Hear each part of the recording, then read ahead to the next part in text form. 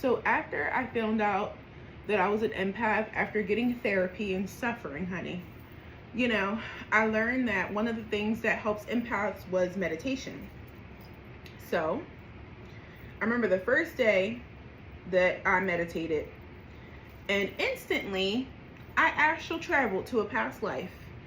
Mind you, I didn't do this on purpose. None of this stuff that I'm experiencing regarding my spirituality and psychic abilities, I've done on purpose, okay? These were things that all happened to me, and I had to figure out what the hell is going on here, okay? But when I was in that meditation, something told me to stay. So I'm going to tell you the story about what I saw, the first past life that I've seen. And it might make me a little emotional, but it's okay. So, in this past life, I lived in Virginia, which is where I live now, even though I'm from Philly. So, people ask me why I live in Virginia. I'll talk about that another time. In this past life, I was a Native American or indigenous older woman, probably in my 80s or so, who lived in a house in the forest. My home was so cute. It was like a cottage kind of, but I remember inside of the home, I had a husband who was very tall. He was hunched over because he was very old, just like me, right? Inside of my home, I had like wooden interior. On the walls, there was a bunch of different herbs and things like that. I also had a room with a big cauldron where I mixed potions together. On the outside of my home, there was a lot of different herbs and flowers and things like that.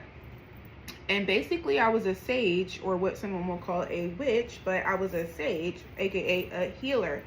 But during this time, I saw what happened. People would come through the woods at night to get to my place, certain people, because I was like very much kept secret, you know what I mean?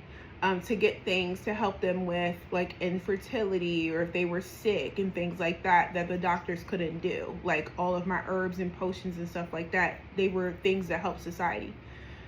But something that I also saw was miles from my home, there were gates, and they were guarded by, I want to say, soldiers. That's what I'll call them, soldiers.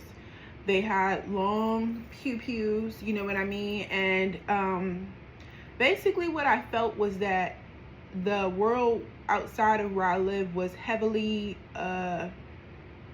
under, I want to say, martial law. That's the only word I have for that. But mind you, I only could see what was in my meditation.